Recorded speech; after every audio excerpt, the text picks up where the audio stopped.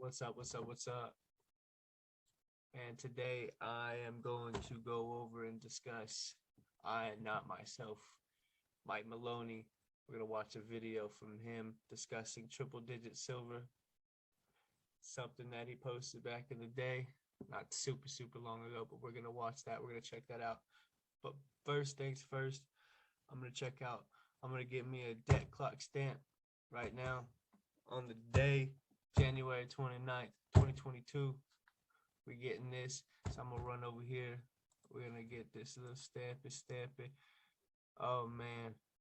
Look at that national debt. That's crazy. Damn near 30 trillion. Come on, man. That's crazy talk. That's crazy talk, man. Whew.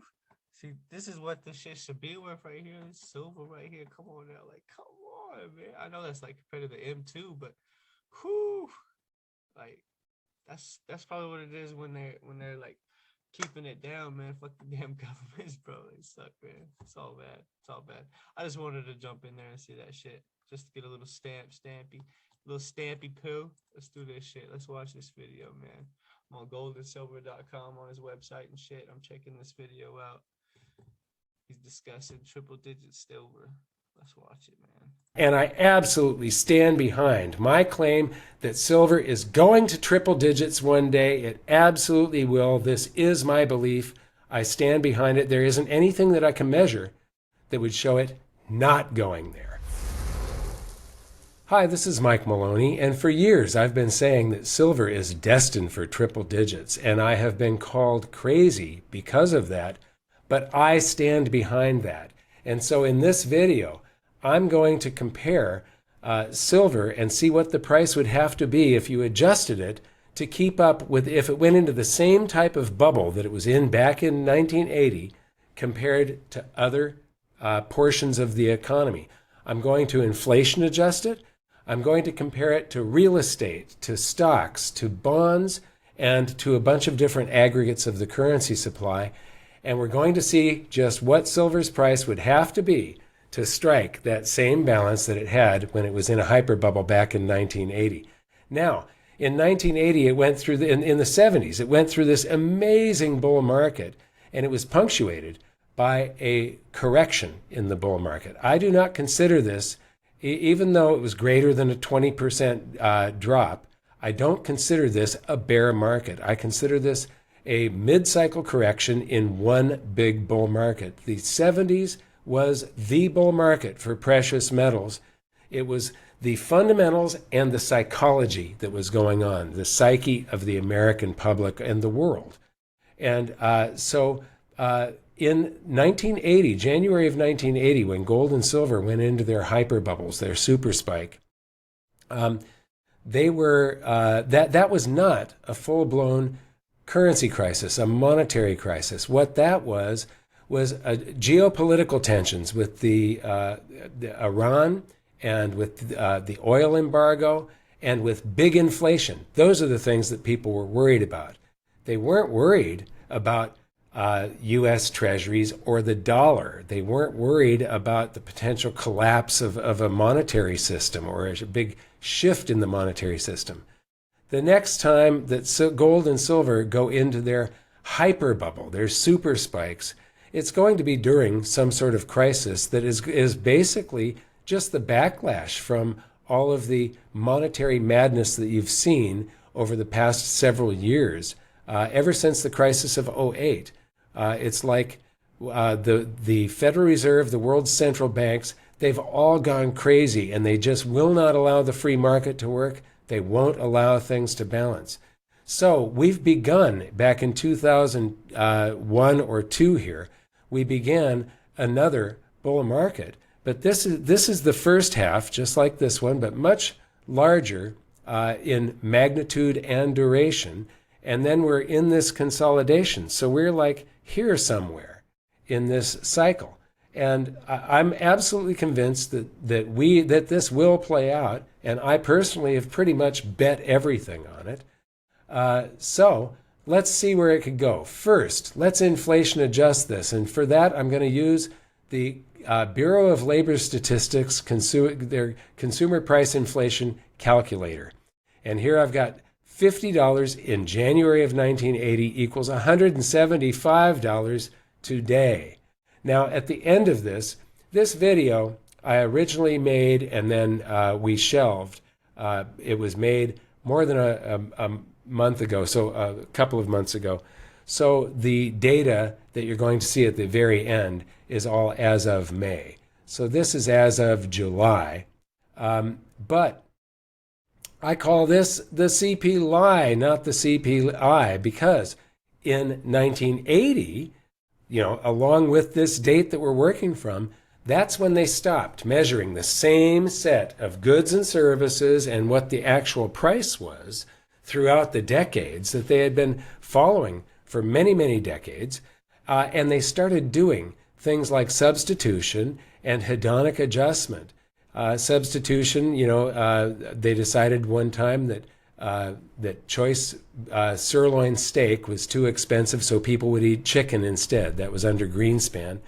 And then hedonic adjustment is your car now comes with all of these new features in it, standard anti-lock brakes and airbags. And so it's actually, the price actually went down even though you had to pay more. The car actually got cheaper because of these quality improvements.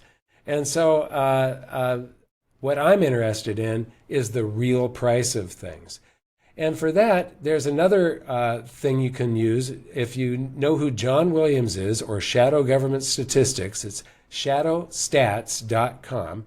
So go there and subscribe to his services for a year, support him.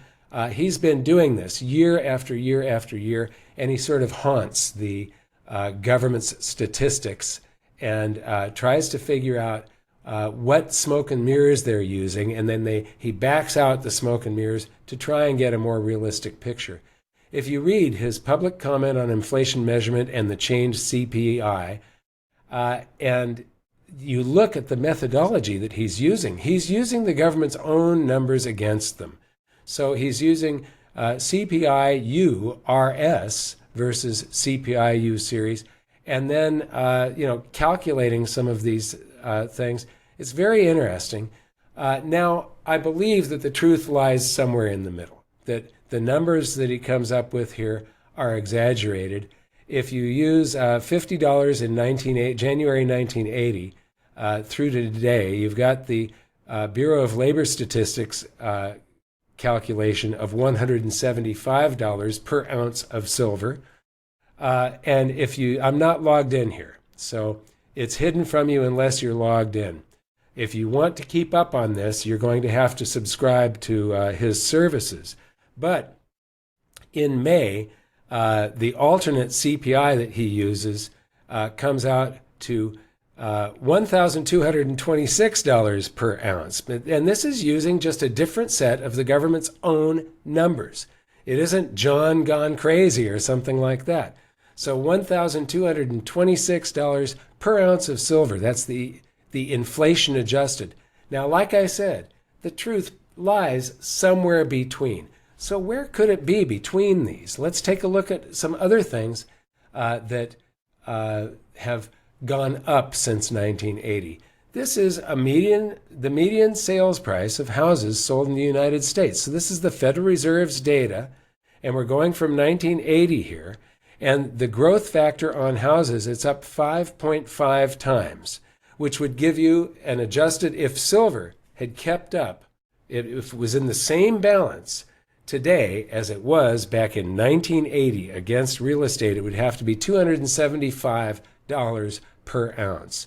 So let's take a look at the S&P, the Dow, and the Wilshire. I'm going to sort of average. If you take all three of those, you come out with growth ranges of 38 times to 40 times from January 1980 to today. And so that ends up with an adjusted silver price, if it was in the same balance as it was back then with the stock market. Now, you got to realize by 1980, the stock market had gone sideways for more than a decade, 1966 to 1980. So 14 years of just moving sideways. The stock market had become very undervalued. And that's when silver went into its hyper bubble. And so if it went into that same balance today, we've got the stock market severely overvalued, but the growth in the stock market is 38 to 40 times. So you've got $1,900 to $2,000 per ounce of silver. Now, that is way off to the crazy end. I'm not saying it's going to quadruple digits, but anything is possible. I think some of this stuff is hilarious, and it's fun just to take a look at. Let's look at bonds. Now, bonds on stock charts, I can only find the 10-year bond price going back to 2000. They don't quote the price on the Fed's website, but this is a bull market here. It's just that the yield on the bonds is sort of the inverse of the bond price.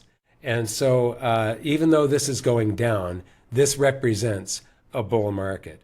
And what you see here is there was if you go from January of 1980, or if you take the beginning of the bond bull market in 81, September of 81, if you go January of 1980, bonds are up a factor of 7.2 times.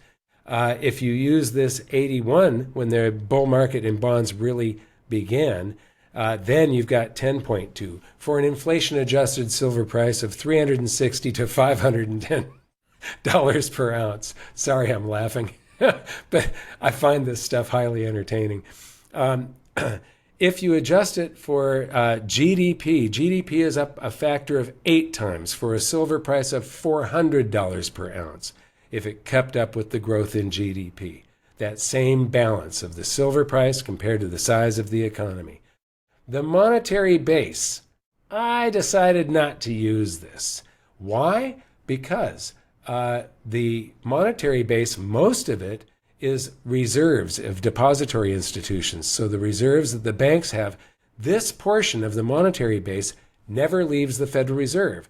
This is in the accounts that all of the banks have at the Federal Reserve, and all of the banks have to borrow from each other at the end of every day because basically banks are broke.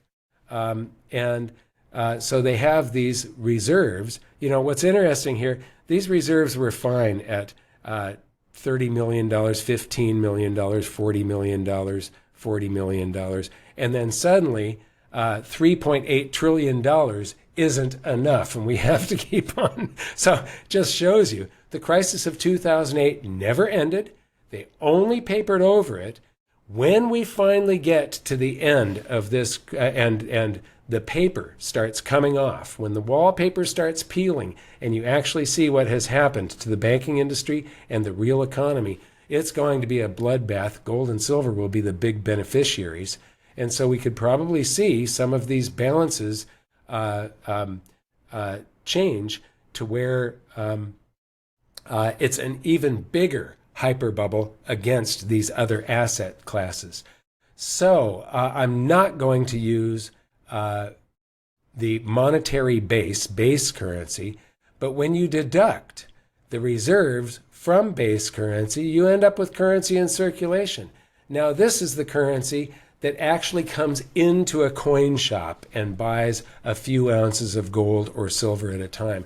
So this is the masses at the very end of the bull market, when gold and silver are in the news every day and on the radio and all over the internet, and everybody, every commentator is recommending gold and silver when it's in that blow-off top. And everybody that is currently recommending stocks or options or whatever, they're recommending gold and silver, and that's it. Then that's when all of the public, the Joe Sixpack, who are late to the game, they rush in with this almost $2.2 trillion into coin shops, and they start buying. Now, most of these people have to use, this is a lot of what is used for people to get by. People that are on minimum wage, when they buy groceries, they're paying with cash. And then there's the M1 currency supply. It's not money stock, it's currency supply. Whoa, 19 trillion. How did that happen? Look at this. This has gone like crazy, exploded here. Now, this goes all the way back to 1959, and it used to be a useful tool. This was something that was great data to look at. It was consistent, and what they were measuring in back here was the same as what they were measuring up here, but no longer. This is different. You scroll down to underneath this page, and you see that before May 2020, M1 consisted of this stuff. And then beginning in May 21, it now consists of this stuff. And if you look at it, it's currency outside of that, currency that is not in the Treasury, the Federal Reserve, the vaults of depository institutions. So that means currency in circulation. It's demand deposits at commercial banks, which means checking accounts, excluding depository institutions, so other banks, the U.S. government, foreign banks, so excluding governments and the banking sector, the financial institution. So this is the public's checking accounts. Less cash items that is in the reserve float, and then it also includes 3 other checkable deposits. That's what OCD stands for, other checkable deposits.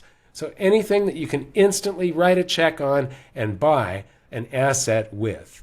So, and then there's some more stuff about, but beginning in May 2020, M1 consists of, this is the same, currency outside, demand deposits, excluding those, but then when you get to number 3 here, other checkable deposits, OCDs, number 3 here is other liquid deposits, consisting of OCDs. So OCDs was checkable deposits plus these things. So all of that is just lumped into this now. And savings deposits, including money market deposits. This is very important. It's a huge change in the way they measure things. I've got this going all the way back to 1959, but I want to zoom up on that and show you what they did here. And for that, I'm going to go to weekly data. So we're at almost $19.5 trillion on the M2 currency supply, M1 currency supply, I'm sorry. I'm going to zoom up on this here. I'm going to take a very small time frame and show you that it was at 4 trillion, zigzagging right around 4 trillion, and then went up to 4.5 trillion, and then 5.11, and then that's at the end of April, and then beginning in May, it's suddenly up at basically 16 trillion. And so this is almost an $11 trillion increase. And it's not an $11 trillion increase in the M1 money stock. It's an $11 trillion increase in the way they measure the M1 currency supply. I said money stock. I shouldn't have done that. Dan can honk me for that one. It's the M1 currency supply. And here we are at almost 19.5 trillion. Well, let's take a look at the M2. M2, so I can't use M1. We can't use the growth of that. They've completely messed up that measurement that they've been reporting since 1959 to make it useless. And this is on purpose. They do stuff like this at the Federal Reserve when they're getting ready to fiddle with something and they want to cover up their tracks. They want to make it really hard for people to measure this stuff. And so here we've got the M2 currency supply, and that's at 20.4. The M1 is now at 19.5. So there's only about a 5% difference between these things now. They have just made M1 completely useless as a tool to track anything. And like I said, this is on purpose. There's going to be something that they're going to do that will show up mostly in that section of the currency supply measurement, unless they start, if it really starts showing up in M2, they'll discontinue this or readjust this also. Anyway, when you look at M2, it consists of M1 plus all of these things, and it was plus savings deposits, including money market deposit accounts. Well, now, as we just saw, that's included in M1. So if you look down here beginning May, it's M1 plus they're starting with number 2 here. So basically, this was already shoved into M1 here. This part right here is now inside of this part that they're measuring. So this is not messed up. This is accurate reporting. So we can use M2. And if you use M2, and M2 has grown 13.74 times, giving you an adjusted silver price, if it was in the same balance against the M2 currency supply, of $687 per ounce. So let's go to MZM, which is actually the broadest measure. It's bigger than M2. You know, they discontinued M3 years ago. What? This series will no longer be updated? It's been discontinued? Oh my gosh. When did they do that? Well, it looks like they did that. The last report was February of 2021. That's close enough. It's not, that's not that long ago. So let's go ahead and use this anyway, that it's been discontinued. But why are they hiding this stuff from us? This one here goes back to November 3rd of 1980. And even though they weren't making graphs of it, you'll see that velocity of MZM, they measured, I think, going back to 59. I'll show you that back in them. So they had the data they can't measure velocity of MZM without knowing what MZM is. So the Fed had the data. They just weren't showing it. They didn't think it was important to show it to people, I guess. But if we look at this, it has been discontinued. And this doesn't go back to January of 1980. It goes back to November of 1980. So it's actually bigger than this growth factor. And this growth factor, like I said, was as of last May was the last time I calculated this. And it's a growth factor of 25 times, giving you a silver price of $1,250 per ounce if silver was in the same balance as this aggregate of the currency supply. Now, remember, gold and silver are money, not just currency, but money. And so if some of this currency starts chasing after that money, and these are some of the most likely portions to come chasing it. Now, MZM, they call it money of zero maturity. I call it currency of zero maturity. So it's cesium. Cesium, that's number 55 on the periodic table, I believe. But CZM is currency of zero maturity, meaning it is withdrawable immediately. It's similar to something that's in a checking account. It's instantly available right now. So what is MZM made up of? It's M2, which we already know is checking accounts, plus small money market funds, and small time deposits, plus institutional money market funds. That is the important part. What's an institutional money market fund?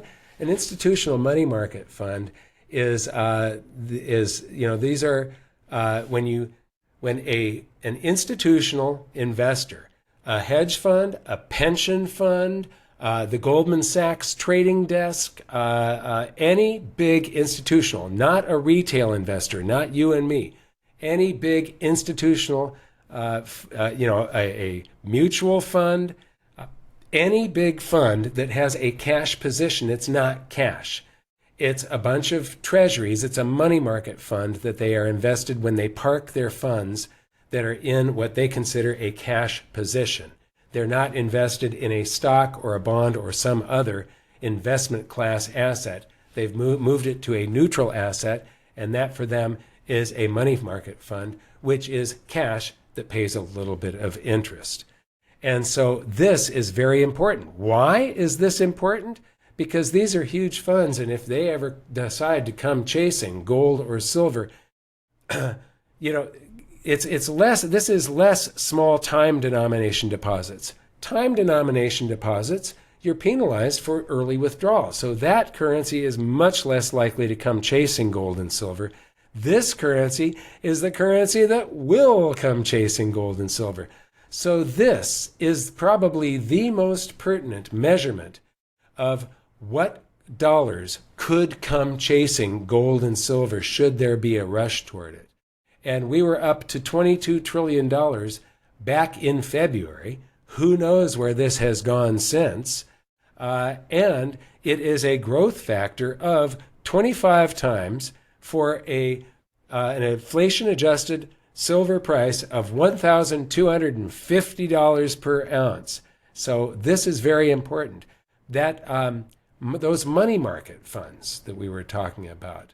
Well, first, all of the smoke screen that they're doing. MZM of money stock discontinued. This one went back to the graph that we were just looking at, 1980 until today, November of 1980. Velocity of MZM, they were publishing, and it went back to 1959, meaning they had this data, but they just didn't show it to you. And then you've got all of these other ones that went back to 59, real MZM and so on. But look at these. These were discontinued in 2013. These are all discontinued. So there isn't a single measurement anymore of MZM that exists that they publish. They've hidden currency of zero maturity, the currency that can instantly change its mind and be invested in this or be invested in that. So in there was money market funds. Now, about half, these are all of the money market funds. And it's split about 50-50 between, so there's $4.5 trillion here parked on brokerage accounts. It's in people's, half of it is in your trading platform and mine. If you've got any stocks, you've got an account with some brokerage house, and you can trade that. And if it's in a cash position, it's in this right here. And then you can decide to buy gold and silver with it at any given moment. And instantly it goes from being parked in these money market funds to that. But it's when the other half of this, the big boys, and they're going to try and accumulate positions. They don't have, the big funds really don't have any gold or silver yet. Just wait until they do. But right now, like I said,